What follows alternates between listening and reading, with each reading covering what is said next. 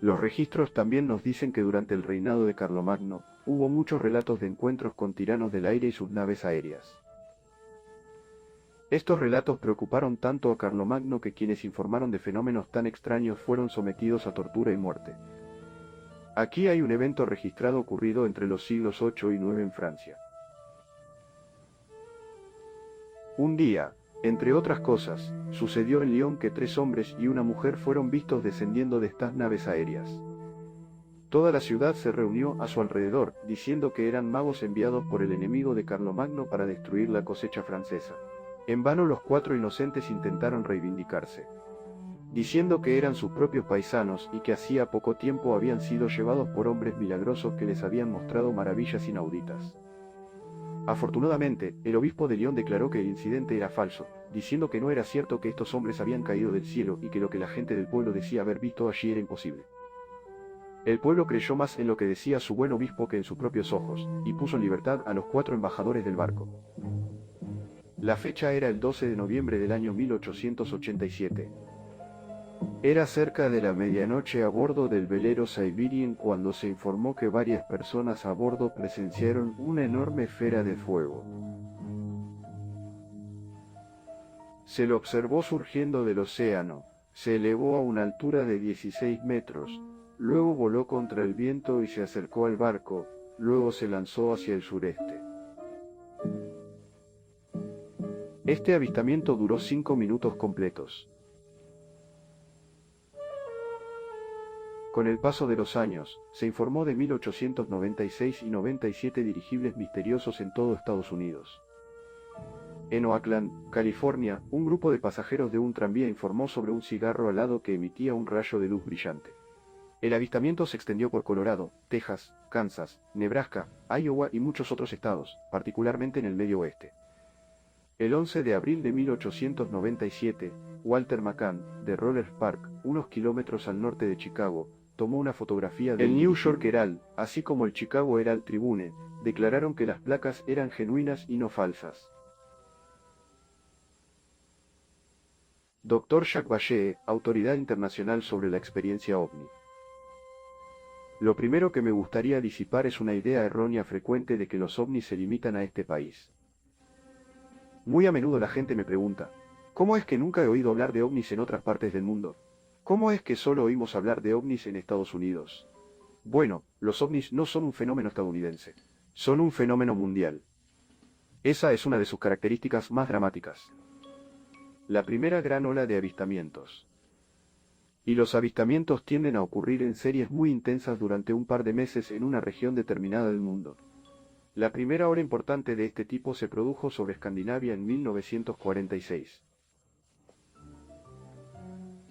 Hubo una ola importante en este país en 1947, principalmente en los estados del oeste, y luego ha habido olas en los Estados Unidos. En 1950, 1952 y así sucesivamente. Y ha habido intensas concentraciones de avistamientos en África, en América Latina, en México, en la Unión Soviética, en la República Popular China, Australia, Nueva Zelanda, y así sucesivamente. No conozco ningún país que no haya tenido una serie de avistamientos de ovnis. Mayo de 1975, Manitoba, Canadá.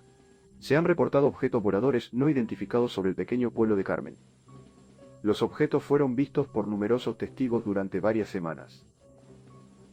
El 13 de mayo de 1975, el camarógrafo Alan Carr de la estación CKY en Manitoba fotografía 2 avistamientos separados de Carmen frente a 4 testigos.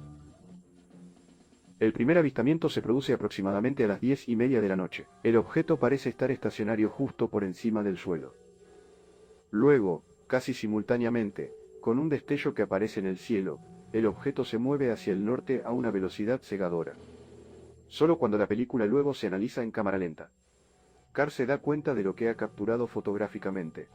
Aproximadamente una hora después, se produce un segundo avistamiento.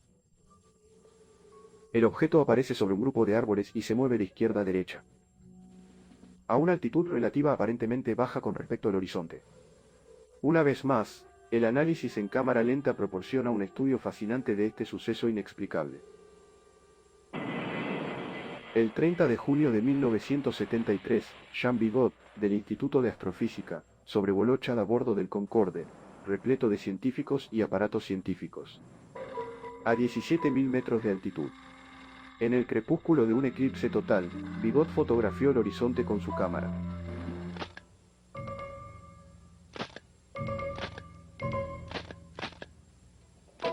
Cuando se amplió la foto, una de las diapositivas mostró lo que estás viendo ahora.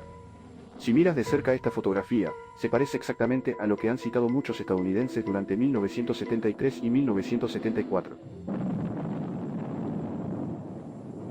Aunque la NASA no adopta ninguna posición oficial sobre los fenómenos OVNI y su probable explicación, quedan registrados varios avistamientos inexplicables de los astronautas Gemini, Apolo y Skylab.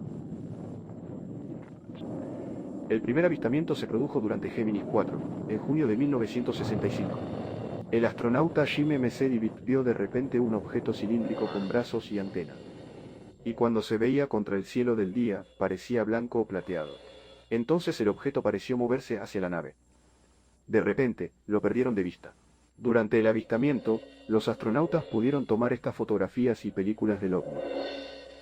Gemini 5, más tarde ese año, después de 3 días y 5 horas de misión, fueron contactados por el Centro de Control de Houston, avisando a los astronautas que Houston había captado y estaba siguiendo otro objeto, que estaba siguiendo a Géminis por todo Estados Unidos.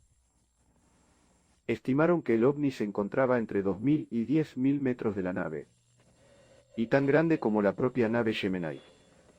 Debido a las limitaciones del área de visualización a bordo de su cápsula, no se estableció ningún contacto visual. El radar continuó rastreando el objeto hasta que pasaron las islas Ascensión en el Atlántico. Luego desapareció. La tripulación de Gemini 10, Collins y Young, recogieron objetos que viajaban juntos en órbita. Hasta la fecha no se ha realizado una identificación positiva. Esta foto fue tomada durante el vuelo Gemini 11 en la 18ª revolución, 27 horas y 47 minutos después del despegue. 13 de septiembre de 1966. Este ovni fue rastreado visualmente y grabado en una película por la tripulación y los expertos en interpretación fotográfica de la NASA lo consideran realmente no identificado. Quizás el más fuerte y espectacular de todos los avistamientos tuvo lugar a bordo del Apolo 11 en su camino a la Luna para el primer alunizaje. El barco estaba a un día de zarpa. El 16 de julio de 1969, cuando vieron un objeto inusual. Tenía una dimensión considerable. Al principio, la tripulación pensó que era el cohete propulsor Saturn IV y llamó a Houston para confirmarlo. Houston les informó que el propulsor en cuestión estaba a unas 6.000 millas de distancia. El objeto sigue siendo desconocido. Durante el segundo vuelo tripulado del Skylab 3 el día 23 de 1973. Al amanecer, la tripulación de un objeto volador no identificado visualmente avistado, o un satélite, realizó una serie de 4 exposiciones, según lo considerado por el Laboratorio de Interpretación de Fotografías de la NASA. El equipo del Skylab notó un gran objeto con forma de estrella, más brillante que un planeta o una estrella. Lo observaron durante unos 10 minutos. Estimaron su distancia entre 30 y 50 millas náuticas desde Skylab. También sigue siendo un desconocido, a pesar de los intentos de la Defensa Aérea Norteamericana y de la NASA de identificarlo. Y que es hora de que los gobiernos del mundo reconozcan oficialmente. Entre los miles de militares que en los últimos tiempos perdieron la vida mientras estaban al servicio de su país, las circunstancias que rodearon la muerte del capitán Mantell son realmente extraordinarias. Este experimentado piloto militar que había volado en la invasión de Normandía en numerosas misiones sobre el Rin bajo fuertes ataques se llevaría consigo hasta la muerte. Quizás la visión más cercana de lo que se pensaba que era un ovni. La fecha es el 7 de enero de 1948. Son las 2 de la tarde aquí en la base de la Fuerza Aérea Gardner en las afueras de Louisville, Kentucky. Un policía del estado de Kentucky llama para informar lo que ha visto. Es un avión inusual, de apariencia circular, de aproximadamente 250 a 300 pies de diámetro. Yo diría que se está moviendo hacia el oeste a un ritmo bastante bueno. ¿Alguna información? Negativo. Lo consultaré con nuestro oficial al mando. Se dieron instrucciones de contactar a la cercana base aérea Wright-Patterson para ver si tenían algún avión experimental en esa área. Prueba de vuelo. No tenemos ningún avión experimental en la zona. Los informes seguían llegando de las ciudades vecinas. A la 1:45 de la tarde sucede. Es muy blanco y parece un paraguas. No sé qué es. A través de los binocs, parece tener un borde rojo en la parte inferior a veces y un borde rojo en la parte superior a veces. Aproximadamente a las 2:30 de la tarde, aparece a la vista un vuelo de aviones P-50 de la Fuerza Aérea. El comandante de la base decide ponerse en contacto con el líder del vuelo, el capitán Mantell. Este es el comandante de la base Godman. Entendido, Torre Godman. Este es NGH-69, líder de vuelo. Encima. NGH-69 de la Torre Godman. Tenemos un objeto aquí al sur de Godman que no pudimos identificar. Nos gustaría que le echaras un vistazo. Roger, te echaré un vistazo si me das la lectura correcta. Mantell se adelanta a su compañero. La torre aconseja al líder del vuelo que corrija su rumbo 5 grados a la izquierda 210 grados de la Torre Godman. Este es el líder de vuelo NG-869 Capitán Mantell. Objeto que viaja a la mitad de mi velocidad y directamente delante de mí y por encima. Y me acerco para echar un buen vistazo. ¿Puedes darnos una descripción? Los otros pilotos se nivelan a menos de 15.000 pies y comienzan a descender.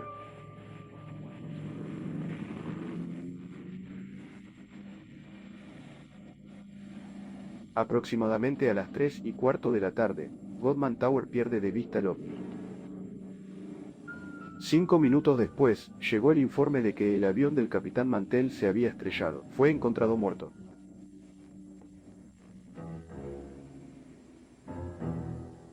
¿Qué fue lo que hizo que este experimentado piloto se sintiera intrigado por un objeto que sin querer daría su vida por perseguirlo? 6 meses después, un objeto de forma cilíndrica que emitía un brillo fosforescente fue avistado en el cielo nocturno sobre la base de la Fuerza Aérea Robins en Georgia.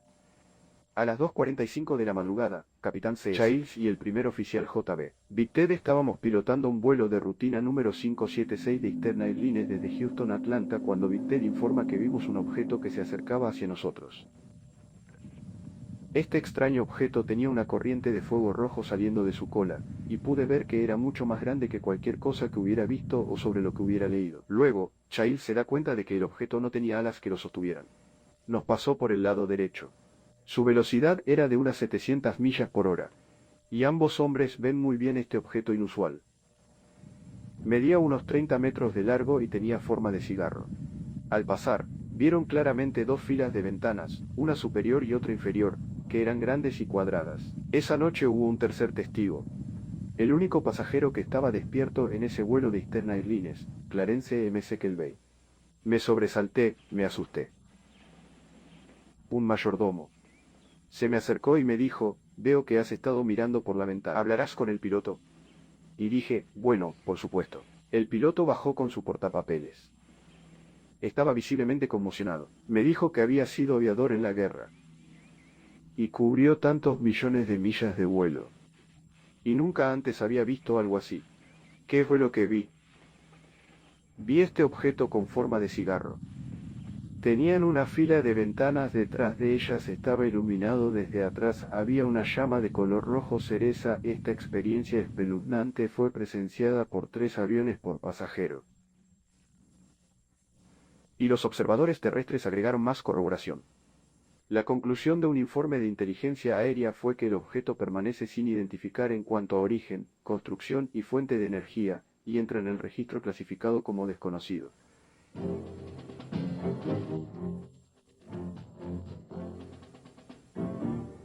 Y este hombre es el coronel Bill Coleman. Fue jefe de información pública de la Fuerza Aérea de los Estados Unidos desde 1969 hasta 1974. Fue aquí, en el Pentágono, donde el Departamento de Defensa se interesó por primera vez en el fenómeno ovni. Esto ocurrió a finales de los años 40 con informes sobre objetos y luces vistos en el cielo por personal militar y otros. La Fuerza Aérea decidió investigar el asunto de todos modos. Existía la posibilidad de que estos objetos voladores pudieran ser armas extranjeras utilizadas con fines de prueba y pudieran afectar nuestra seguridad nacional. La rama de investigación se llamó Proyecto SIN. El proyecto solo había estado en marcha durante unas 2 semanas cuando el accidente de Mantell apareció en los titulares de todo el país. La investigación del personal estuvo lejos de estar completa, pero la presión pública fue enorme. Se vieron obligados a encontrar una respuesta a la creciente especulación de que Mantell había sido asesinado por extraterrestres hostiles y algún platillo volante. Fue entonces cuando decidimos que Mantell había perseguido el planeta Venus. Sin embargo, este fue un hallazgo inicial. El caso Childs y Victet tuvo un impacto en el proyecto de la Fuerza Aérea. Presentó el primer relato detallado de testigos muy fiables. El objeto descrito llevó a algunos miembros del personal a postular una teoría extraterrestre. Y escribieron una estimación de la situación, que en ese momento era clasificada como de alto secreto, sugiriendo que los platillos provenían del espacio exterior. Esta teoría fue rechazada por el jefe de Estado Mayor de la Fuerza Aérea, el general Hoyt Vandenberg, e incluso otros miembros del personal del Proyecto Ciencia por no tener pruebas suficientes. Así que la idea de las visitas extraterrestres se abandonó por el momento. Se ha dicho en broma que si estos ovnis son de otros mundos y quisieran que se supiera, todo lo que tendrían que hacer es aterrizar en el césped de la Casa Blanca. Pero en nuestra capital se produjo un incidente increíble, olvidado demasiado rápidamente en el tiempo. En 1952, el portavoz de la Fuerza Aérea para el Pentágono y los ovnis en aquel momento, el señor Alchop, relata el famoso incidente que conmovió el Capitolio, provocando que incluso el presidente Truman pidiera que se le mantuviera informado sobre todos los detalles. Hubo informes de radar de objetos voladores no identificados sobre la capital del país. Tuvimos 3 informes. Uno vino de la sala de control del radar de la base de la Fuerza Aérea Andrews, y 2 de los controles de radar del Aeropuerto Nacional de Washington. Los primeros avistamientos consistieron en una serie de objetivos no identificados captados por el radar. Luego se realizó una llamada desde Nacional a los controladores de vuelo de la base de la Fuerza Aérea Andrews. Al parecer estaban siguiendo los mismos objetivos. Luego Andrews informó una observación visual de 3 objetos, que aparentemente estaban en la misma posición que los indicados por nuestros radares. Los objetivos permanecieron en el radar hasta aproximadamente las 12:30 de la mañana. Al principio se movían lentamente, entre 100 y 200 millas por hora. Entonces uno de los objetivos se alejó a una velocidad fantástica. Se movió hacia el oeste desde Andrews hacia Riverdale. La velocidad estimada era 7.300 millas por hora. En ese momento, teníamos alrededor de 7 objetivos en el alcance del radar. Estos objetos no identificados volaban por toda la ciudad. Incluso violaron los corredores aéreos restringidos aquí sobre la Casa Blanca y sobre el edificio del Capitolio. El fenómeno no iba a amainar. La noche del sábado siguiente, 26 de julio, una repetición de la actuación vuelve a inquietar el Capitolio.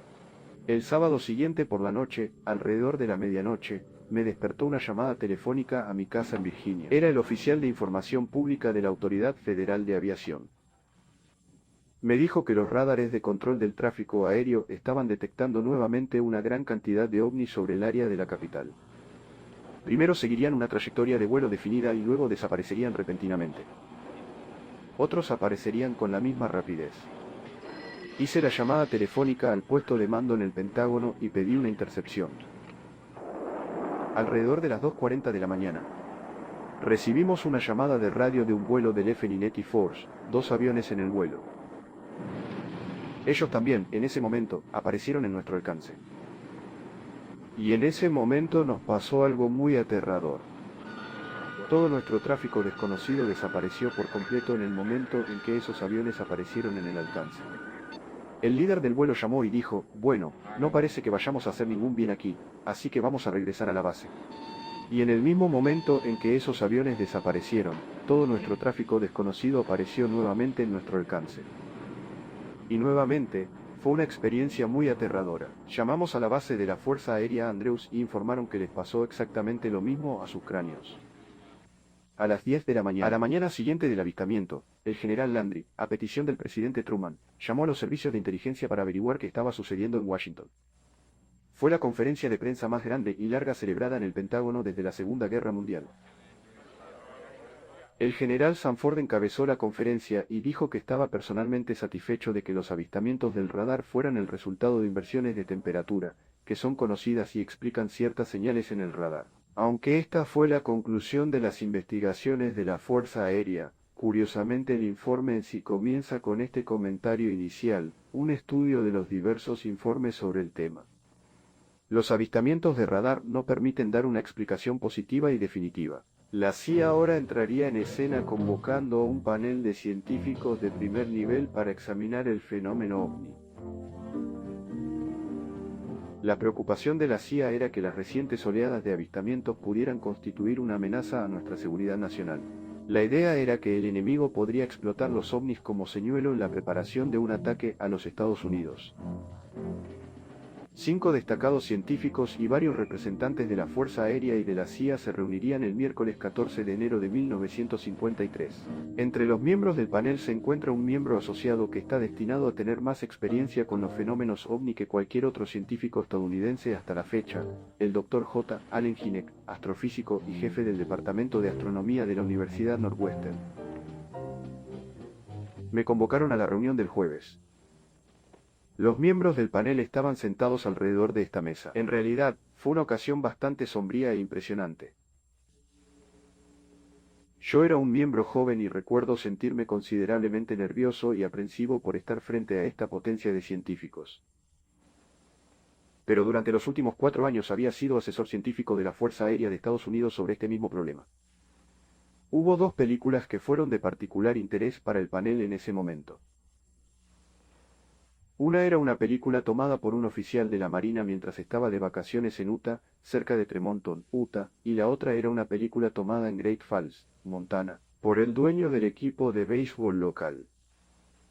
La película de Utah ya había sido sometida a unas 1000 horas de análisis por parte del Laboratorio de Interpretación Fotográfica de la Marina.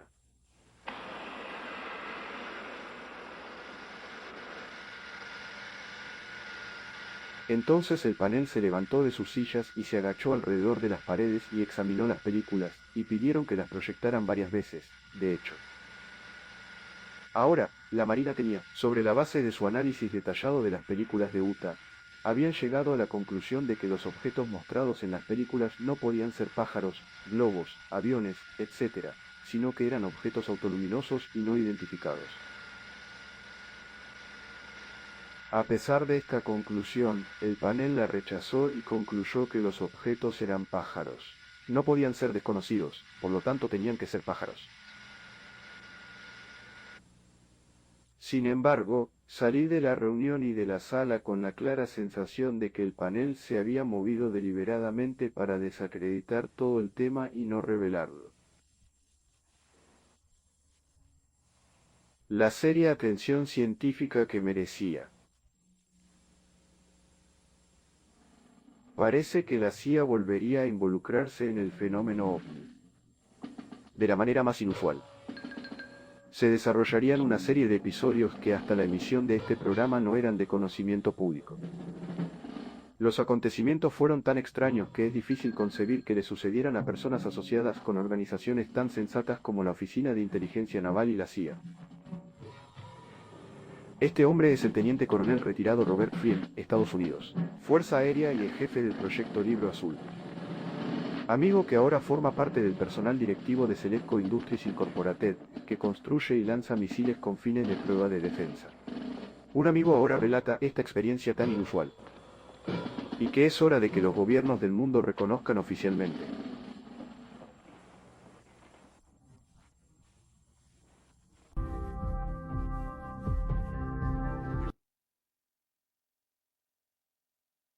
En Apperman que pretendía haber establecido contacto con seres extraterrestres. Se envió a 2 oficiales de inteligencia naval a investigar. Los oficiales navales se reunieron con la mujer. Y entró en trance, supuestamente para establecer contacto con los supuestos extraterrestres. Y luego le hicieron preguntas científicas y técnicas cuyas respuestas una mujer de su educación no podría saber. Sin embargo, cuando le formularon las preguntas, ella pudo responder fácilmente con la aparente ayuda telepática de estos supuestos extraterrestres. Según el informe, indicó que existía una organización, OEV, que significaba Asociación Universal de Planetas. Y esa organización tenía un proyecto, UENSA, que significa Tierra, que estaba en marcha. Entonces se produjo un giro inesperado. La mujer informó a uno de los oficiales navales que ellos, los extraterrestres, estaban dispuestos a responder preguntas directamente a través de él, un comandante naval y oficial de inteligencia sin experiencia previa en comunicación telepática. Tomó el control e intentó escribir las respuestas a las preguntas que le hizo su compañero oficial naval. La noticia llegó rápidamente a los funcionarios de Washington y a la muy escéptica CIA. Sin embargo, no había razón para no creer totalmente en el informe de este comandante de la Marina tan respetado. Se le hicieron preguntas como, ¿favorece usted al gobierno, al grupo religioso o a la raza? ¿Y habría una tercera guerra mundial? La respuesta a ambas fue no. Luego, el grupo preguntó si podían ver una nave espacial. Y el comandante, todavía en trance, les dijo que fueran a la ventana y tendrían pruebas. El grupo se acercó a la ventana donde supuestamente observaron un ovni. Me dijeron que se hizo una llamada para confirmación del radar. La respuesta fue que ese cuadrante particular del área estaba borrado del radar en ese momento. Después de que me informaran de todos los detalles, le pregunté al comandante si intentaría ponerse en contacto conmigo. Estuvo sentado durante varios minutos y luego apareció en un trance profundo con su nuez moviéndose hacia arriba y hacia abajo rápidamente. Le hicieron preguntas y él las respondió escribiendo en letras bastante grandes y con movimientos rápidos pero entrecortados. No se parecía en nada a su mano natural. Durante el transcurso del interrogatorio, aprendimos los nombres de algunos de los llamados extraterrestres. Uno era Krill, CRLLL. Otro, Alomar, ALOMAR. Y otro, APA, AFAR. FA, supuestamente del planeta Urano. Un caso que bien podría haber sido escrito por un escritor de ciencia ficción muy imaginativo. Pero aquí tengo en mis manos el relato real del incidente realizado por uno de los agentes presentes en ese momento. Los nombres de 7 hombres presentes se enumeran aquí. Debido a la naturaleza inusual del incidente y a petición suya, sus nombres se mantendrán confidenciales. Otro motivo para controlar los archivos del Libro Azul fue proteger los nombres de los testigos. Para ayudar a satisfacer la demanda del público, se publicaron resúmenes periódicos. No teníamos pruebas de que efectivamente estuviéramos siendo visitados por vehículos extraterrestres bajo control inteligente. Sin embargo, tampoco pudimos demostrar que no existieran naves espaciales. Creó un dilema para la Fuerza Aérea. En 1966, tiene lugar un importante incidente en Michigan. Crea suficiente revuelo que el presidente Gerald Ford, en ese momento, convocaría una audiencia en el Congreso sobre los ovnis. Aquí hay extractos de la carta real de Ford al Comité de Servicios Armados de la Cámara de Representantes. La Fuerza Aérea envió a un consultor, el Dr. J. Allen Hynek, para investigar varios informes, y él los descartó a todos como producto de bromas de estudiantes universitarios o gas de pantano o una impresión creada por la luna creciente y el planeta Venus. No estoy de acuerdo con que todos estos informes puedan o deban descartarse tan fácilmente. Propongo que el Comité de Ciencia y Astronáutica o el Comité de Servicios Armados de la Cámara programen audiencias sobre el tema de los ovnis. E invitar a testimonio tanto del Poder Ejecutivo del Gobierno como de algunas personas que afirman haber visto ovnis. Creo que le debemos a la gente establecer credibilidad con respecto a los ovnis.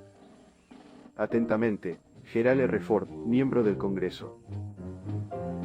El Congreso actúa sobre la carta de Ford y celebra una audiencia abierta bajo la presidencia de L. Mendel Lieber del Comité de Servicios Armados de la Cámara. Solo 3 personas están invitadas a testificar. El secretario de la Fuerza Aérea, Dr. J. Allen Hynek, y el entonces jefe del Proyecto Libro Azul, Coronel Héctor Quintanilla. Héctor Quintanilla relata los hechos y los informes del avistamiento inusual que condujo a la audiencia en el Congreso. Hubo 2 avistamientos, uno en Hillsdale y el otro aquí en Dexter. Basado en los informes originales del departamento del sheriff. Todo empezó a las 8:30 de la noche. El 20 de marzo, cuando Frank Manner, que solía vivir allí, informó a la oficina del sheriff que había visto un objeto extraño en el pantano de allí. Según el informe policial, el agente de policía, en compañía del denunciante, avanzó por Territorial Road hasta llegar a Brand Road, momento en el que giró a la izquierda hasta el final de la carretera. Aseguraron su vehículo, salieron del automóvil y avanzaron por el campo de maíz, manteniendo los árboles alineados a su izquierda. Luego cruzaron un campo abierto hacia el arroyo. Cruzaron el arroyo. Y llegaron a este punto, que era su mirador, y observaron el objeto. Frank Manner describió el objeto como de color marrón, acolchado, con una ventanilla en el centro. Algo plano en la parte inferior y en forma de cono en la parte superior. Dos pequeñas luces, una en cada extremo. Uno de color verde azulado brillante, el otro de un rojo brillante con un brillo en la parte inferior. Por supuesto, cuando llegué, la situación estaba tan cargada de emoción que me fue imposible hacer una investigación realmente seria. Tuve que abrirme camino entre los periodistas para entrevistar a los testigos. Y una solución por parte del Dr. Hinek y el mayor Quintanilla parecía a la vista. Bueno, la presión para obtener una explicación oficial iba en aumento. Había más de 60 periodistas apiñados en esa conferencia de prensa. Di lo que pensé que era en ese momento la única explicación científica posible para las tenues luces en la zona pantanosa.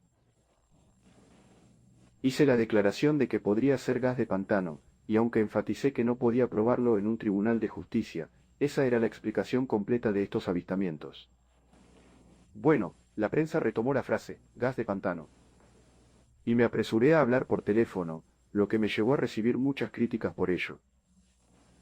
¿Cuál fue el resultado de esa audiencia en el Congreso? Creo que la Fuerza Aérea presentó su versión de manera bastante abierta y completa. Pareció satisfacer a los miembros del comité. Ahora debemos registrar una observación notable. Si los hechos son correctos, la Fuerza Aérea ahora debe considerar la posibilidad de seres relacionados con los ovnis. Sucedió en Socorro, Nuevo México, aquí en las afueras de este tranquilo pueblo desértico. Un oficial de la patrulla de carreteras del estado, Lonnie Zamora, estaba de servicio como lo había estado durante los últimos años. Un Chevrolet negro fue observado a exceso de velocidad en el juzgado. Zamora lo persiguió con su patrulla de caminos. Lonnie persiguió el coche hacia el norte por la US 85. Al pasar por esta zona montañosa, Zamora escuchó un rugido y algo llamó su atención. Pasan 10 o 15 segundos. Luego, Lonnie llama a la oficina del sheriff. Recuerdo que eran alrededor de las 5:45 cuando dijo, apoyo a las 10:44, un accidente. Luego dijo, estaré 10 y 6 fuera del auto, lo que significaba que se podía estar investigando un posible accidente. Y subí esto. Aproximadamente media milla y luego paré mi auto, salí y miré y pude ver un objeto de aspecto blanco. A lo lejos al principio pensé que era un auto volcado, pero me subí a una patrulla y me acerqué. Y cuando comencé a bajar del auto, escuché un gran rugido. Cuando llegué allí, pude ver parecían un par de monos colgados de un tendedero. No pude ver qué era, pero parecía un par de monos. Zamora llamó. Parecía muy emocionado. Dijo que vio un objeto elevarse lentamente y desaparecer en el cielo muy rápidamente. Bajé hasta donde había estado el objeto. Y noté que el cepillo ardía en varios lugares.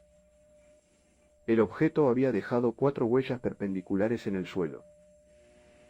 Noté que varios arbustos ardían lentamente, pero se sentían fríos al tacto. Noté lo que parecían ser un par de huellas ovaladas en el suelo. Sabía que Lonnie había visto algo. La prueba estaba ahí.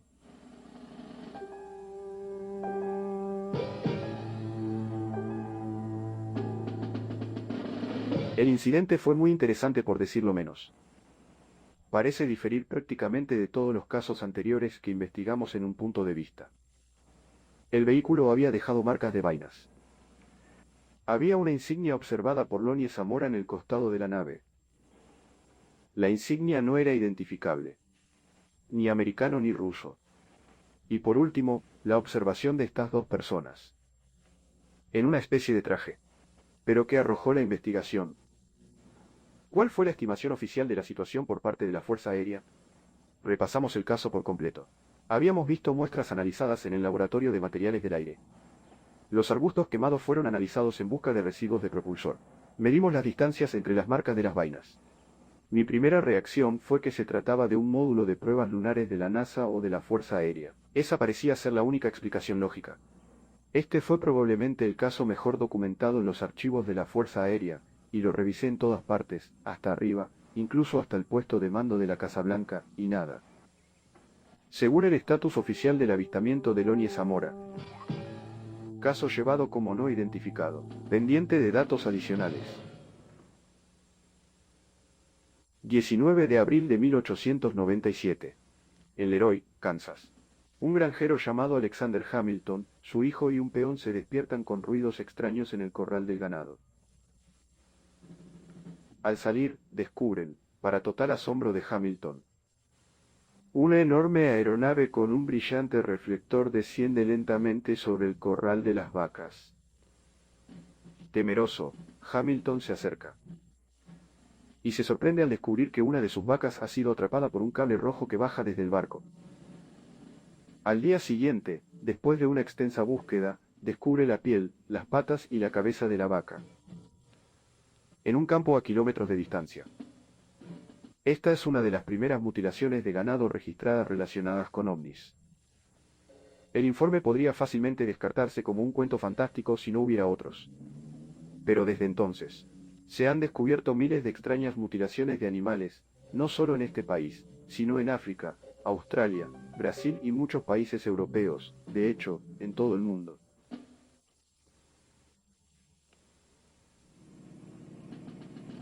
En este país, solo en los últimos 5 años se han producido mutilaciones en más de 30 estados. Los frustrados ganaderos y agentes del orden han llegado a reconocer la firma clásica de los misteriosos mutiladores.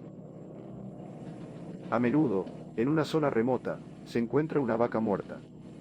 Se extirparon los órganos sexuales y se extirparon quirúrgicamente la lengua, una oreja y un ojo. El cuerpo, en la mayoría de los casos, ha sido desangrado, aunque no se ha encontrado sangre en el suelo. De hecho, no hay huellas ni huellas de ningún tipo cerca del cuerpo. Y, sin embargo, sorprendentemente, no hay evidencia de lucha. Uno de los primeros estados afectados por las mutilaciones fue Colorado. Reportero Bill Jackson del Sterling Advocate cubrió la historia desde el principio. Una mutilación clásica, o digamos, el 90 o 95% de las mutilaciones serán casi idénticas. Alguna parte de la cara desaparecerá, exponiendo nada más que, ya sabes, la mandíbula. Le quitarán un ojo, le cortarán la lengua y le quitarán una oreja. La zona rectal del animal será la que parezca aburrida. Se extirparán los órganos reproductivos. En el caso de una vaca, la ubre se eliminará por completo o se eliminarán partes de ella. Por lo general, y probablemente en el 90 o 95% de los casos, no habrá sangre alguna en el animal, ni habrá rastros de sangre en el suelo donde cayó o donde fue mutilado. Todo lo que tienes es el cadáver, y no tienes idea de por qué murió o cómo fue mutilado. O todo comenzó en 1975, fue una época extraña, nadie había visto algo así antes. No solo teníamos animales muertos mutilados en la pradera, sino que también empezamos a tener luces en el cielo por la noche. A lo largo de ese tiempo, se desarrollaron muchas teorías sobre por qué se hacía esto. Se culpaba a los cultos satánicos, contrabandistas de drogas, ovnis, experimentos gubernamentales de algún tipo. Con el paso del tiempo, la situación se volvió tan generalizada que... Y es hora de que los gobiernos del mundo reconozcan oficialmente. Los contrabandistas de robles, que nos dejaron dos posibilidades. Número 1, digamos que lo estaba haciendo un gobierno. O número 2, lo estaban haciendo ovnis. A medida que se informaban más y más casos, se llamó a la Oficina de Investigaciones de Colorado. Nuestra posición es básicamente una en la que los depredadores. Al menos nuestra investigación determinó que los depredadores eran responsables de probablemente el 99% de los informes de mutilaciones. Como dije, se recibieron 203 informes separados de esta agencia. Pero de las 203, solo recibimos 45 muestras de tejido para realizar análisis microscópicos. De las 45 muestras de tejido, encontramos que solo 2 de esos 45 habían sido mutilados con un instrumento punzante.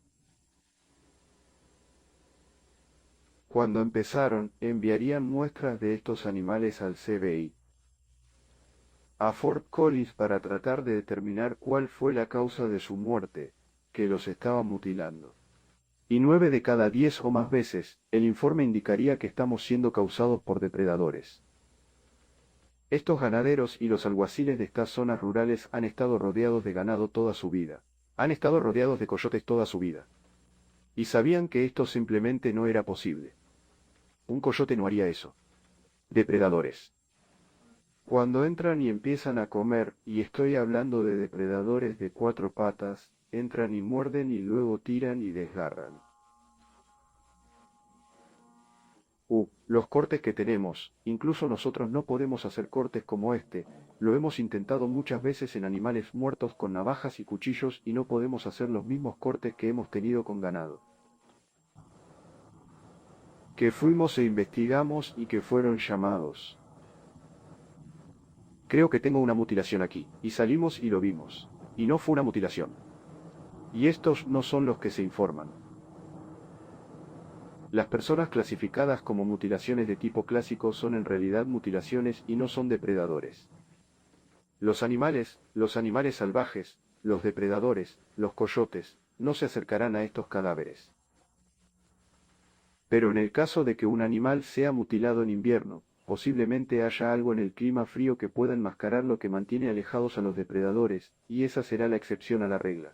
Este animal aquí es muy parecido a los otros que tenías y que fueron mutilados. Sí, sí. ¿Qué edad tiene esta vaca, Don? 8 años, según mi forma de mirarla. O dientes, 8 o 9. Sé definitivamente que no fueron animales. Eliminamos todo el trabajo, señor.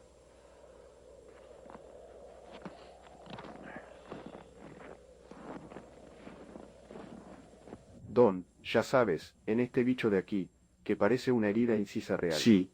Bueno, mira, definitivamente se ha cortado. Todo lo que puedas decir. Quiero decir, incluso a la edad que tiene ahora, eso es opuesto a la forma en que han estado los animales. En este otro lado de aquí. Una especie de aviso, señor, usted conoce la diferencia, Don, entre aquí y cómo han sido los animales en eso, y esa carne se desgarra. Y no es una incisión real, pero aún así, cuando vimos este animal el otro día, todos estos fueron cortes precisos, buenos y limpios, definitivamente. Ese es un buen ejemplo de lo que intentábamos decir sobre el laboratorio de allí. Dijeron que eran los depredadores los que lo hacían. Pero esa definitivamente no era una herida de depredador. No, no lo diría. Bueno, parece que se le salieron del ombligo. Aquí, vuelve a entrar aquí debajo y toma toda la bolsa y saca todo el conjunto. Y perforaron el recto, toda el área rectal, y parece que regresó algunos de los órganos reproductivos de allí. Mientras continuaban las mutilaciones y los avistamientos de luces en el cielo, llegó un punto en el que los ganaderos de la parte noreste del estado comenzaron a armarse. No estaban obteniendo los resultados que querían de las autoridades estatales. Estaban preocupados por sus familias y nunca supieron cuándo serían los próximos. Comenzaron a patrullar sus pastizales, vigilando sus rebaños por la noche. Las luces del cielo, cuando se acercaron demasiado a un rebaño de ganado, los ganaderos dispararon. Bueno, creo que todos estaban un poco nerviosos. Todo el mundo empezó a llevar rifles de alto poder. No sé de qué habría servido, pero todos estaban terriblemente nerviosos. Estoy completamente convencido de que hay algo ahí que no es normal. Hay muchas preguntas sin respuesta, estoy seguro, y espero que algún día alguien las resuelva. Luces no identificables en el cielo han aparecido en prácticamente todas las zonas de este país plagado de mutilaciones de ganado. Pero no se ha encontrado ninguna explicación para estos extraños avistamientos. Hay quienes creen que estos objetos en el cielo son responsables de miles de misteriosas muertes de ganado que continúan hasta el día de hoy.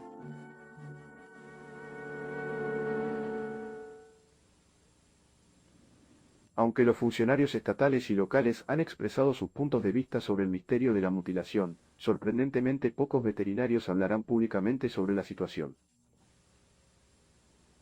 Este hombre es una excepción. El Dr. William Fitzgerald dirige una clínica de animales en Durango, Colorado.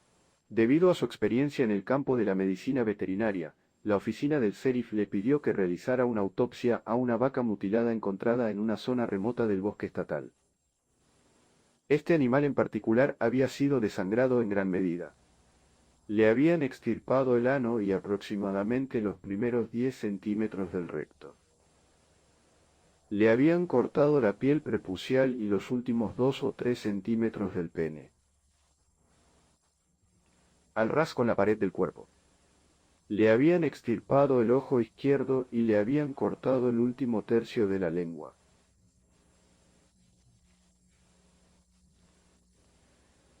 También se cortó una parte de los labios del lado izquierdo del animal, presumiblemente para tener acceso a la lengua, pero esto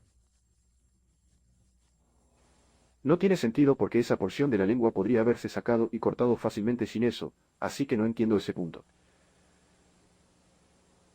Los informes que he escuchado, algunos que he leído después de este momento, indican que personas han visto mutilaciones que atribuyeron a depredadores y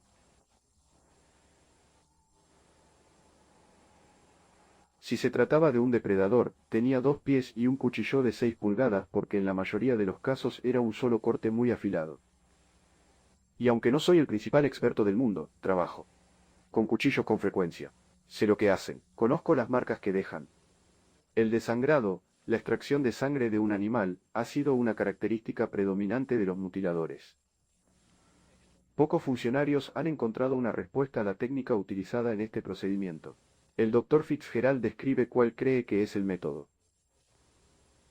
Si una aguja de gran calibre se coloca en la vena yugular del animal, mientras el animal está sedado bajo anestesia o despierto si lo desea, de alguna manera inmovilizado, el corazón del animal funcionará como una bomba. Y bombeará casi toda su sangre a través de esa aguja.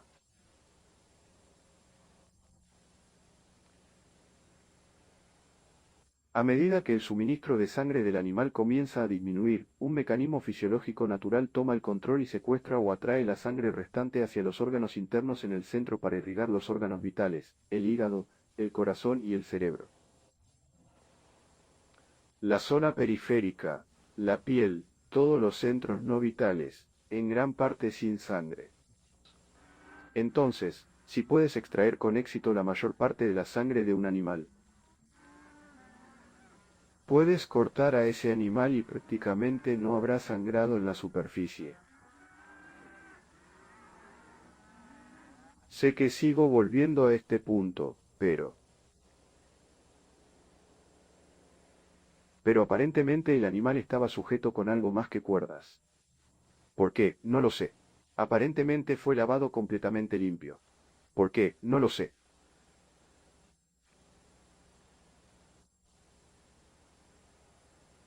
Estaba en una zona muy remota. Quizás estas cosas estén unidas. Quizás quien quiera que haya realizado esto no quería ser observado.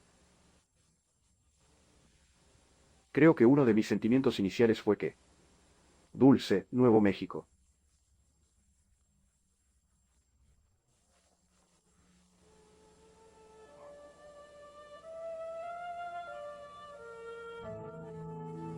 Similar a las llanuras de Colorado en su aislamiento, pero enclavada entre colinas y pequeñas montañas, se encuentra la tierra de los Apache Caria. La tradición es fuerte aquí. Las mujeres indias tejen cestas intrincadas y crean delicados abalorios. Los hombres presiden los negocios tribales y crían ganado. Y aquí, como en el condado de Logan, el cielo nocturno se ha iluminado con el brillo de objetos voladores desconocidos y se encuentra ganado mutilado. Oficial Gab Valdez de la Policía Estatal de Nuevo México. Y el científico retirado Howard Burgess, pionero en el desarrollo de la fotografía Kirlian en este país, periódicamente unía sus conocimientos y experiencia en un esfuerzo por resolver el misterio de la mutilación. El oficial Valdez describe cómo empezó todo. Fue en 1976, 14 de junio, cuando tuvimos por primera vez uno de nuestros molinos de ganado aquí en Dulce. El ganado que fue molido pertenecía al señor Emmanuel Gómez. Cada vez que encontramos uno que no esté demasiado descompuesto y que esté lo suficientemente fresco como para que podamos hacer algunas pruebas, llamo al señor Burgess. Tiene mucho conocimiento en el campo de la ciencia que me es de gran ayuda para realizar mis investigaciones. Howard Burgess tenía la teoría de que parte del ganado había sido marcado antes de su mutilación, con algo que aparecería bajo luz ultravioleta pero sería invisible a simple vista.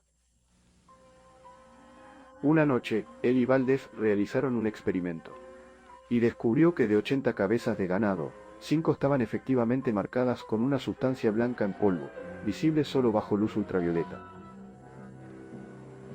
Entonces tomamos luz ultravioleta con algunos filtros especiales y pasamos el ganado a través de ella.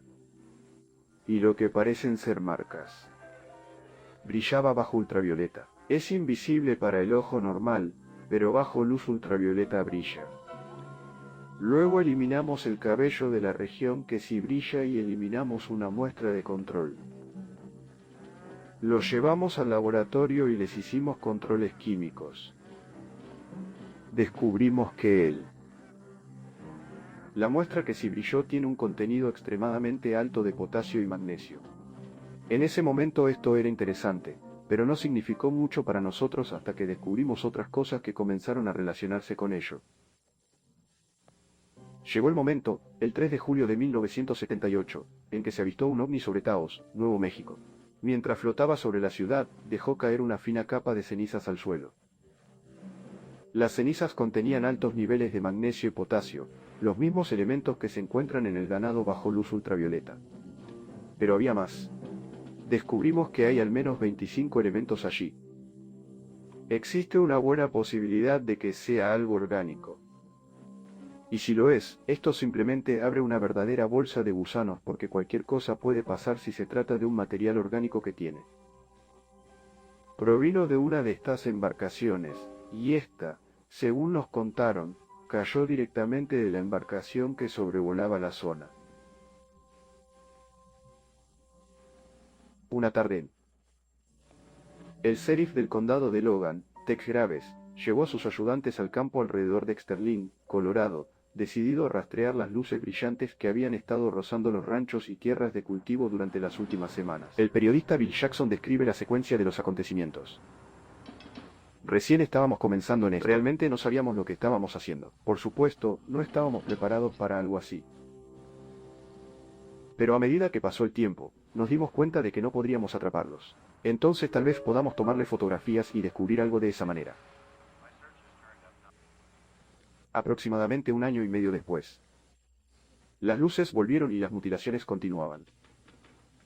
Así que acordamos con la gente de Honeywell en Denver que les prestaran una lente Lintar de 1100 milímetros. Y compré una película de grabación de alta velocidad de Kodak. Y luego nos sentamos y esperamos, esperando que volvieran las luces y tuviéramos una oportunidad. Y finalmente llegó esa oportunidad. Era un objeto estacionario que vimos durante aproximadamente 30 a 45 minutos y las tomas resultantes fueron, cuanto menos, interesantes.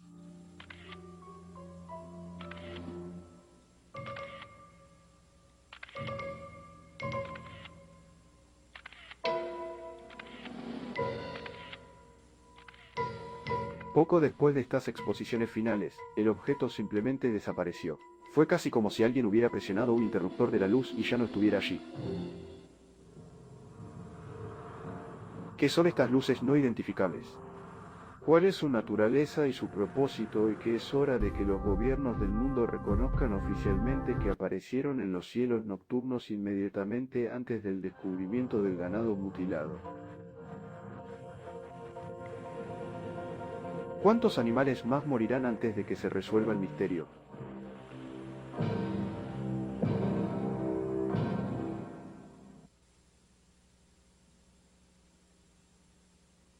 En 1974 recibí una llamada de una mujer que tenía una extraña historia que contar. Una noche, mientras ella y 3 amigos regresaban a Los Ángeles desde Lompoc, California, se encontraron con una luz no identificada en el cielo. Al principio pensaron que era un helicóptero, pero los amigos prestaron poca atención. Cuando el objeto comenzó a volar en patrones inusuales a velocidades extremadamente altas, los pasajeros pronto se dieron cuenta de que se trataba de algo fuera de lo común. Lo que ocurrió después se cuenta mejor con las propias palabras de la mujer. Ellen es un nombre ficticio. Su nombre real se mantiene oculto por petición propia. Lo vi llegar al cielo desde la cima de la cordillera y subir hacia arriba y formar un ángulo de 9 grados hacia nosotros. Y se lo comuniqué a Don, Ion y Sue. Y ellos también lo vieron. Y estaba allí. No consumía drogas, ni alcohol, ni nada de eso. Y empezó a hacer cosas realmente erráticas en el cielo. Era una pequeña luz blanca. Y muy fácil de ver. No nos estábamos equivocando en nada. Se acercaron al auto, se dieron la vuelta y dieron la vuelta por el otro lado hacia las otras colinas y regresaron, volaron por encima del auto. En ese momento, debido a que estaba tan cerca, era autopista de 8 carriles, al menos de diámetro e incluso un poco más ancha, en forma de platillo, de toda ella emanaba una luz luminiscente muy blanca. El barco permaneció sobre nosotros. Apareció frente a nosotros durante 1 o 2 minutos y lo miramos y ninguno de nosotros decía nada. Y seguimos conduciendo y seguía delante de nosotros. Y luego en el perímetro, más cercano a nosotros, vinieron 4 rayos de luz blanca muy parecidos a un embudo con forma de embudo más pequeños en el perímetro y descendieron sobre nosotros y rodearon cada uno de nuestros cuerpos. Y desde cada uno de nuestros cuerpos, comenzamos a flotar hacia ese rayo de luz. La mejor descripción sería estar molecularmente disperso. Y cuando miré a Don, Sue y On, su cuerpo, sus piernas y sus nalgas todavía están en el asiento del auto y sus cabezas y sus hombros y sus moléculas del pecho estaban atravesando el techo del auto junto con las mías. No perdimos el conocimiento mientras esto sucedía, estábamos completamente conscientes de atravesar el techo. Y las moléculas inferiores de nuestro cuerpo también estaban saliendo. Y estábamos a unos 3 pies y medio o 4 pies fuera del auto que se dirigía hacia el barco. Y llegamos a un campo de energía, uno fuerte, y no recordamos nada. Lo siguiente que recordé fue que estábamos regresando, el mismo proceso, volvimos al auto. No fue hasta varios años después que Ellen se dio cuenta de que había experimentado más de lo que recordaba. Imágenes mentales, que no podía explicar, la llevaron a visitar a un especialista que la sometió a una regresión de la memoria. En ese estado de relajación, Ellen recordó la noche en cuestión. Y describió en detalle la experiencia de ser llevado a bordo del ovni. Volví en mí y parado frente a mí estaba un hombre muy alto con cabello blanquecino, una especie de bronce, una piel bellamente bronceada.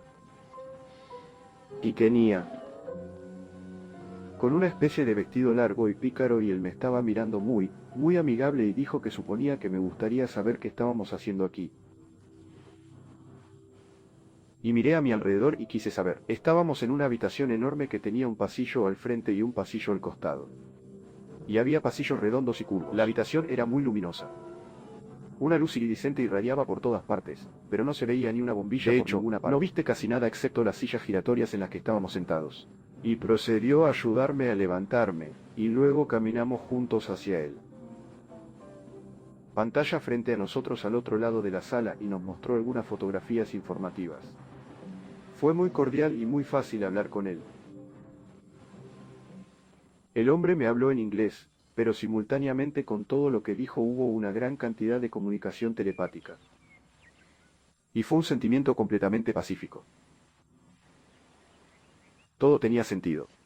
Nos mostró una pantalla con muchas imágenes que aclaraban algunas de las cosas que decía. También dijo que había estado allí con otras personas durante miles de años.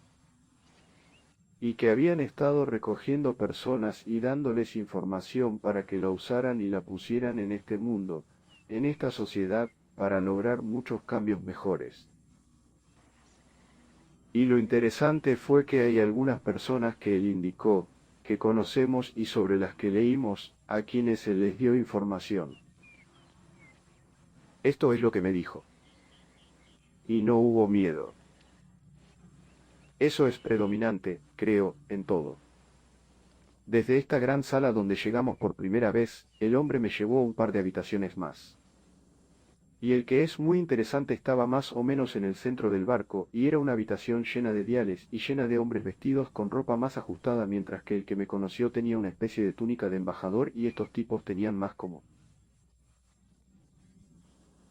cuellos de tortuga y Levi's. Todavía eran blancos, suaves, iridiscentes y de aspecto muy cómodo y estaban funcionando. Había muchos diales y muchas pantallas. tipos de ámbitos allí, y estaban haciendo cosas. Muy implicado. Ninguno de ellos nos hizo caso. Mantuvieron su trabajo. Después de llevarme a estas habitaciones, volvimos a caminar por el pasillo para regresar al coche. Y mientras caminábamos, recuerdo que le dije, ya sabes, nadie me va a creer. Y dijo que es un médico realmente agradable. Y él dice, no importa si alguien te cree.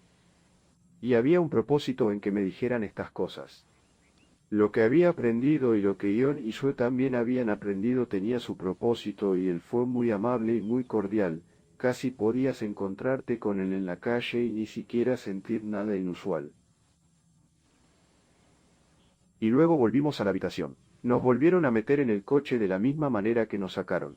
Y simplemente esta tremenda sensación de paz y de que estaban sucediendo muchas más cosas de las que habíamos pensado originalmente. En diciembre de 1969, en medio de una gran controversia pública, finalmente salió a la luz el informe Condon de la Universidad de Colorado. En resumen, no encontraron evidencia de que los ovnis fueran una amenaza para la seguridad nacional, y el difunto Dr. Condon recomendó que la Fuerza Aérea pusiera fin a su participación en las investigaciones y análisis de ovnis. En 1969, la Fuerza Aérea disolvió oficialmente el Proyecto Libro Azul y el estudio del fenómeno ovni. Las conclusiones del Proyecto Libro Azul fueron, 1. Ningún ovni reportado, investigado y evaluado por la Fuerza Aérea ha dado alguna indicación de amenaza a nuestra seguridad nacional. En segundo lugar, no se ha presentado ninguna prueba de que los avistamientos clasificados como no identificados representen desarrollos tecnológicos o principios más allá del alcance del conocimiento científico actual. Y 3. No hay evidencia que indique que estos objetos no identificados sean extraterrestres. Los expedientes de más de 12.000 casos fueron almacenados.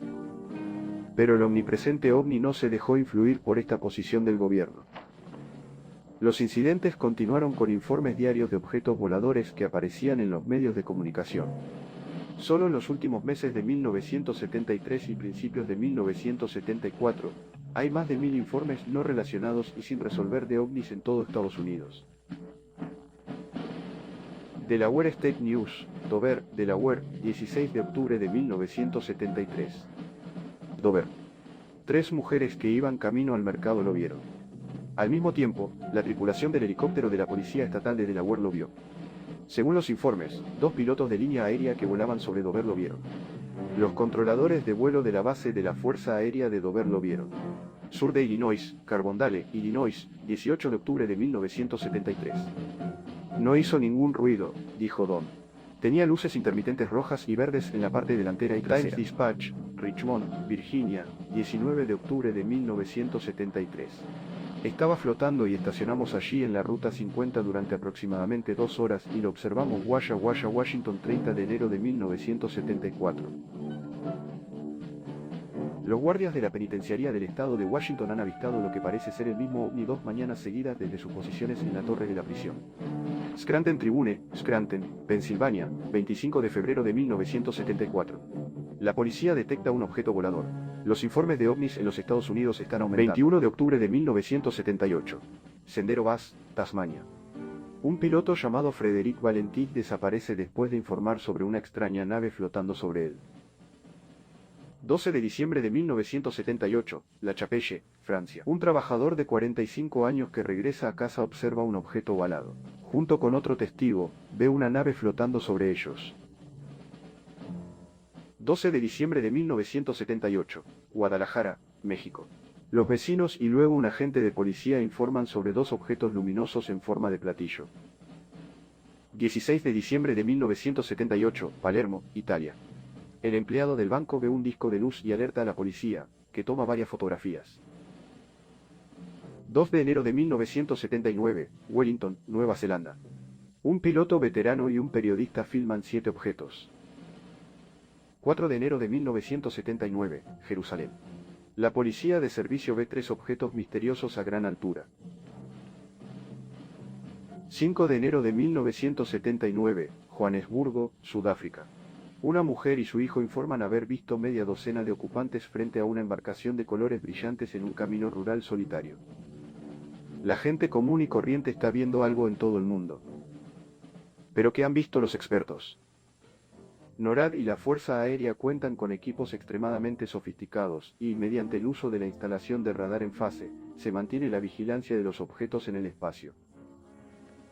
Que el sistema solo está diseñado para rastrear cosas como cohetes, satélites y desechos fabricados por el hombre, objetos con trayectorias específicas y que mantienen una velocidad orbital o de vuelo de aproximadamente 4,8 millas náuticas por segundo. Este sistema está diseñado para discriminar entre objetos en el espacio. Por ejemplo, ignorará un meteoro que entre en la atmósfera de la Tierra, pero detectará rápidamente un satélite cuando comience su reingreso. El sistema de vigilancia electro-óptico también puede fotografiar objetos con una precisión increíble, y es muy bueno en su trabajo. Sin embargo, no está diseñado para fotografiarlo todo. Solo elementos específicos y misiones particulares. El cielo es tan vasto que es prácticamente imposible esperar, rastrear y fotografiar todos los fenómenos no identificados. Simplemente no hay suficiente tiempo ni presupuesto. Por lo tanto, no es realmente exacto decir que nuestro sofisticado equipo y personal son capaces de identificar y examinar todos y cada uno de los ovnis. Por el contrario, están programados para estudiar máquinas construidas por el hombre, y solo eso. Entre los muchos informes de ovnis a finales de 1973, un incidente destacaría por la credibilidad de los 4 testigos. Este es el Mayor Coyne, piloto de helicóptero del ejército, su copiloto, el teniente Arrigo Hetzie, el sargento médico aéreo Eali y Robert Hanisek. Estos hombres acababan de terminar su vuelo físico anual temprano ese día y se encontraron en buena forma y en su sano juicio. Despegarían del aeropuerto de Port Columbus alrededor de las 10:30 de la noche. Pero lo que estaba a punto de seguir y el informe posterior que presentaron pondrían a prueba la credibilidad de estos hombres. Aproximadamente 8 millas. Al este de Mansfield, nuestro jefe de equipo, el sargento Robert Hanisek, observó una luz roja en el horizonte este. Señores, ¿vieron la misma luz roja? Sí, lo hice. Nuestro helicóptero volaba con rumbo norte. Volábamos a una altitud de 2.500 pies. Indicó que la luz parecía seguir el ritmo del helicóptero, moviéndose en dirección paralela a nuestro avión. ¿En qué dirección desde el helicóptero estaba? Moviéndose, estaba a nuestra derecha, al lado derecho del helicóptero. Y se movía con nosotros mientras nos dirigíamos hacia el norte, hacia Cleveland. En este momento indicó que la luz. El cambio de dirección venía directamente hacia el helicóptero a la misma altitud. Y como el helicóptero mantenía una velocidad de 90 nudos. El objeto llegó a una velocidad tremenda. Desde el horizonte calculamos 15 millas. Esa noche se informó de visibilidad a 15 millas. ¿Vieron ustedes, caballeros, el objeto en ese momento después de que el sargento lo hubiera señalado? No, no en ese momento. Estaba volando como copiloto en el asiento izquierdo y la visibilidad desde ese asiento de un objeto que se acerca desde la derecha es bastante limitada, por lo que tenía dificultades para ver el objeto. Y fue por esa razón que el Mayor Coyne me quitó el avión o los controles. Le quité los controles al teniente Hutze porque pensé que nos iba a golpear. Me preparé para el impacto. Dicho esto, empujé el colectivo hacia abajo para que el helicóptero comenzara a descender. Luego miré el altímetro. Marcaba 1.700 pies. Descendíamos a 1.000 pies por minuto. El helicóptero empezó a descender. Y cuando este objeto se acercó al helicóptero, pareció descender con el helicóptero. Cuando el helicóptero cayó, el objeto cayó, pero aún así se dirigió directamente hacia nuestro costado, como si quisiera impactar al helicóptero desde el lado derecho. Y que es hora de que los gobiernos del mundo reconozcan oficialmente. ¿Alguien más vio el objeto en este momento? Sí, lo estaba viendo salir del horizonte este. Y lo único que sentí fue cuando el patrón tomó los controles y comenzamos a girar automáticamente hacia abajo. Y nunca había estado involucrado en una colisión en el aire, así que solo estaba viendo esta cosa venir hacia nosotros. Y fue en ese momento que vino una luz. Giró 90 grados desde el ovni hacia el helicóptero y entró por el frente del plexiglas y toda la cabina interior se volvió verde por la luz. Era un tipo de luz en forma de pirámide que irradiaba hacia abajo y atravesaba la parte delantera del helicóptero. ¿Cuánto tiempo estuvo su avión bañado por este rayo? La luz que entró en la cabina aparentemente duró solo unos segundos, pero fue tiempo suficiente. Observé que las luces rojas del panel de instrumentos utilizadas para vuelos nocturnos eran absorbidas por la luz verde. ¿Le resultó posible determinar la silueta de este objeto sobre el fondo de estrellas? Sí, señor. Era un objeto con forma de cigarro, como un perfil aerodinámico simétrico con una cúpula. Era un objeto sólido.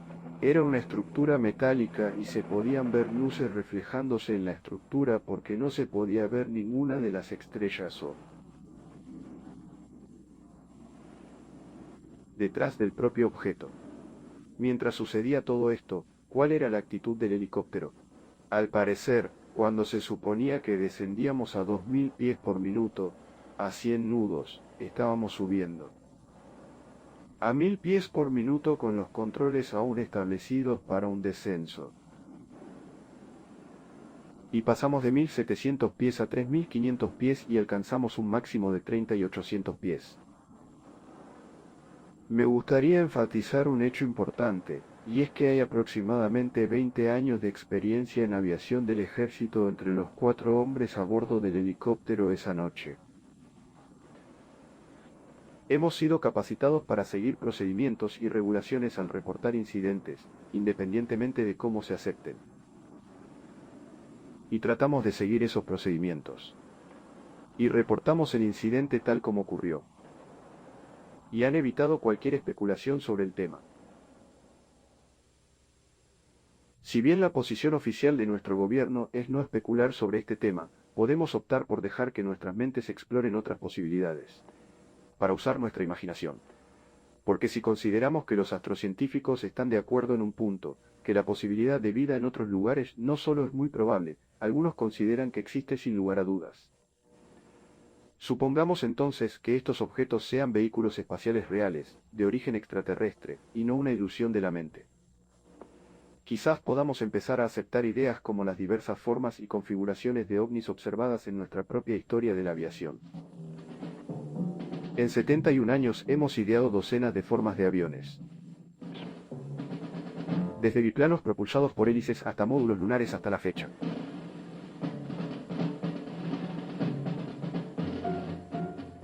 Y al proyectarnos hacia el futuro, es concebible que nuestra tecnología pueda llevarnos a desarrollos similares.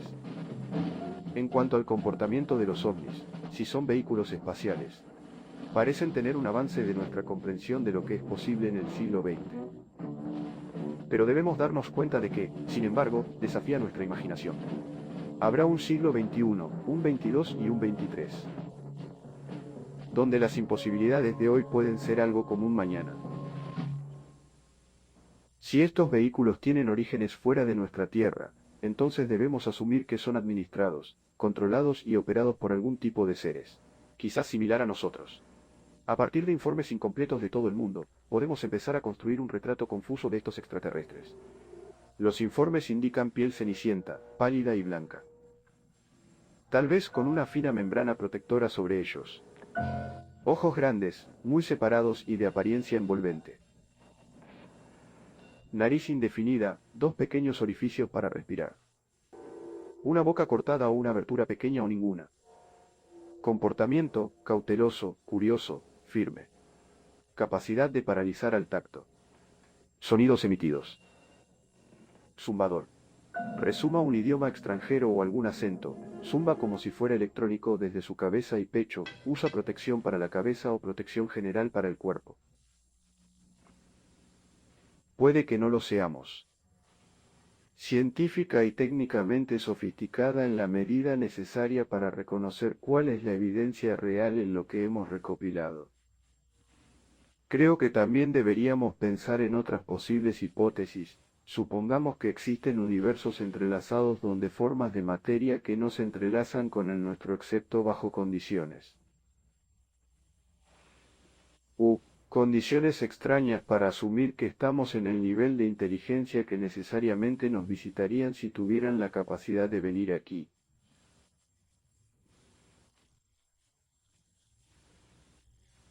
Puede que no exista un puente común de entendimiento. Puede haber intentos de comunicación y no lo reconocemos como comunicación. Siempre debemos ser conscientes del hecho de que podemos estar probando la hipótesis equivocada. Como, por ejemplo, en los días en que se hablaba de piedras que caían del cielo, Eso era probar una hipótesis equivocada. Los meteoritos existen. El fenómeno existe, pero no son piedras que caen del cielo. Son piedras con las que choca la Tierra cuando están en órbita alrededor del Sol. Es arrogante. Egocéntrico, egoísta, que pensemos que somos las inteligencias más altas del universo. Creo que eso es completamente absurdo. En lo que respecta a la inteligencia extraterrestre, creo que está ahí fuera. No hemos podido encontrar una explicación lógica, al menos nuestros científicos no. La única explicación plausible que explicaría todos estos avistamientos es la teoría de que estos podrían ser vehículos controlados inteligentemente controlados por una especie alienígena, ajena a este planeta. ¿Cómo reaccionaría el público si este suceso fuera cierto?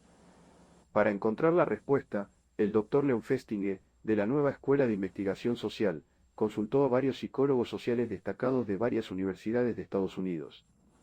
Debe darse cuenta de que los científicos sociales solo pueden hacer conjeturas fundamentadas sobre las reacciones ante un acontecimiento tan nuevo y sorprendente. Sin embargo, se pueden predecir ciertos comportamientos. El Dr. Aronson de la Universidad de Texas señala que muchas personas ya tienen fuertes creencias sobre la existencia o no existencia de seres extraterrestres y están comprometidas con estas creencias.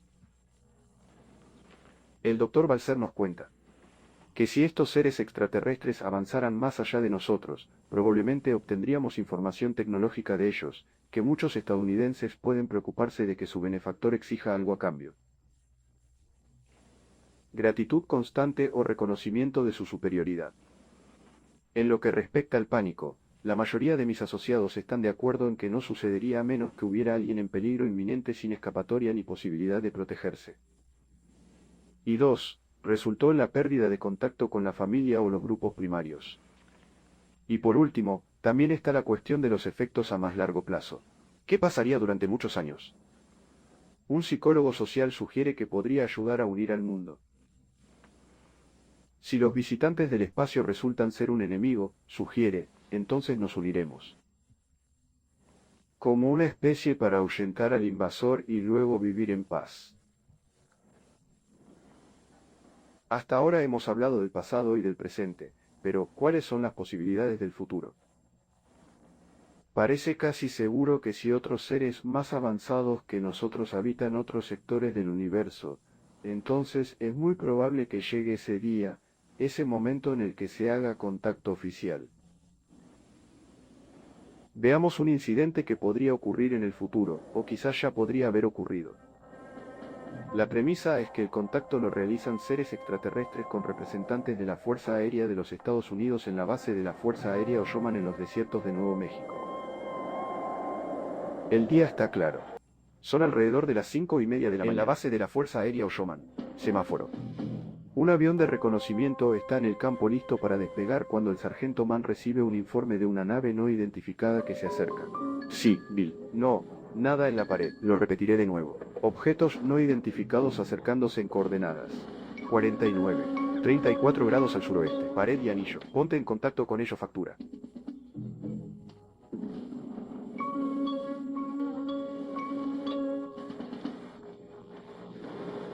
Esta es la torre de control de la base de la Fuerza Aérea de Hollywood. Identifícate. ¿Cuál es tu número de cola? Estás invadiendo el espacio aéreo militar. Advertencia, identifícate. Llama al comandante de la oficina del comandante de la base. Habla el sargento Wenmore. Sí, espera. Coronel, para usted. Este es el coronel Horner. Sí, un vehículo no identificado. Avisas de nuevo al avión. ¿Qué pasa, Jake? Sakurira Edwards. ¿Patrulla civil? Está bien, está bien. Sonido de alerta roja. Avión no identificado acercándose. Oye, Bill, dame una rápida verificación con Knight Patterson Intelligence. Puede que haya una nave experimental en alguna parte, no lo sé. Aquí. Alertar al jefe de bomberos y a seguridad.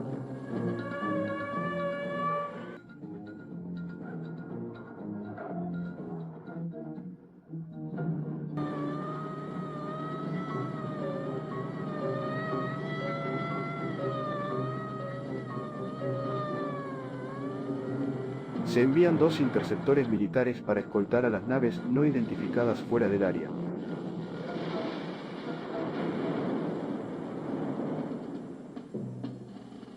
Durante una misión fotográfica de rutina, un sargento técnico y un sargento del equipo fotográfico de la base estaban a bordo de un helicóptero en ese momento y filmaron varios pies de película de los 3 objetos, uno de los cuales se separa y comienza un descenso. Un segundo equipo de cámara de alta velocidad en tierra recorre aproximadamente 600 pies. Las cámaras continúan grabando mientras el extraordinario vehículo aparece a la vista. Flota casi en silencio a unos 3 metros del suelo durante casi un minuto y se inclina como un barco anclado, luego se posa sobre 3 camas extensibles. El comandante y 2 oficiales junto con 2 científicos de la Fuerza Aérea de la base llegan y esperan con aprensión. Un panel se abre en el costado de la nave. Avanzando, 1, luego 2 y un tercero, lo que parecían ser hombres vestidos con monos ajustados, quizás bajos para nuestros estándares, con una extraña tez gris azulada y los ojos muy separados. Una nariz grande y pronunciada. Llevan un tocado que se asemeja a un diseño en forma de cuerda. El comandante y los 2 científicos dan un paso al frente para saludar a los visitantes. Los arreglos se hacen mediante algún tipo de comunicación. Y el grupo se retira rápidamente a una oficina interior en el área de Kingwan.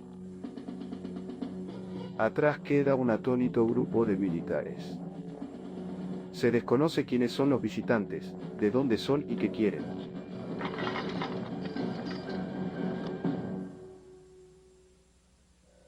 Ahora nos enfrentamos a un nuevo desafío, quizás el más monumental de la historia. La oportunidad de investigar un fenómeno que podría cambiar nuestro destino. A través del estudio y la comprensión de los fenómenos ovni, podemos descubrir una nueva fuerza energética o cómo utilizarla. O podría conducir a una comprensión de nuestra relación con la vida en todo el universo. Y si hay seres de sociedades avanzadas distantes, podemos tener el privilegio de ver una revelación. Una mirada a nosotros mismos 1000 años en el futuro. Y quizás en este mismo momento, ubicado en otra galaxia, en algún lugar del espacio infinito. Otros seres plantean preguntas similares y discuten sobre las posibilidades de vida fuera de su planeta y hablan de la Tierra como parte de su plan.